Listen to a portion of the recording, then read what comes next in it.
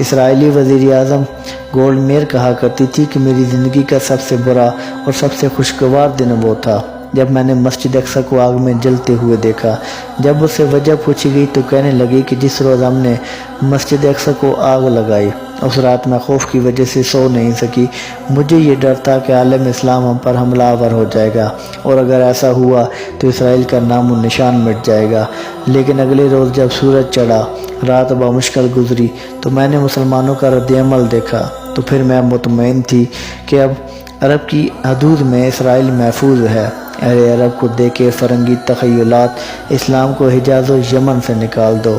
اور اس پر حضرت اقبال ضرب کلیم میں لکھتے ہیں کہ یہ فاقہ کش کے موت سے ڈرتا نہیں ذرا، روح محمد اس کے بدن سے نکال دو۔ کہ یہ جو فاقہ کش ہیں، روزے کے ساتھ جنگیں لڑتے ہیں، اگر ان سے جیتنا ہے تو ان کے بدن سے روح محمد کو نکال دو۔ اور اہل عرب کو دیکھے فرنگی تخیلات، اسلام کو حجاز و یمن سے نکال دو۔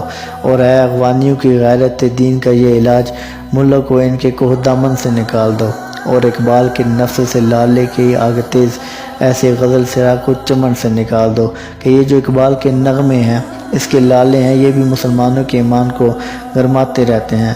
اگر مسلمانوں کے ارادے پست کرنے ہیں، ان کو غلامی میں جکڑنا ہے تو پھر اقبال کو بھی یہاں سے ختم کرنا ہوگا، اقبال کی آواز کو بھی دبانا ہوگا۔ اور آج یہی ہو رہا ہے، جو بھی ظلم کے خلاف بولتا ہے یا مظلوم کے حق میں بولتا ہے تو اس کی آواز کو دبا دیا جاتا ہے۔ مجھ سے نہ ہو سکے گا باطل تیرا احترام، میری زبان کے واسطے تالے خرید لو۔ اور پتھر نہیں مجھ پر دیکھتی آگ برساؤ، میرا یہ جرم ہے میں روشنی کا ساتھ دیتا ہوں۔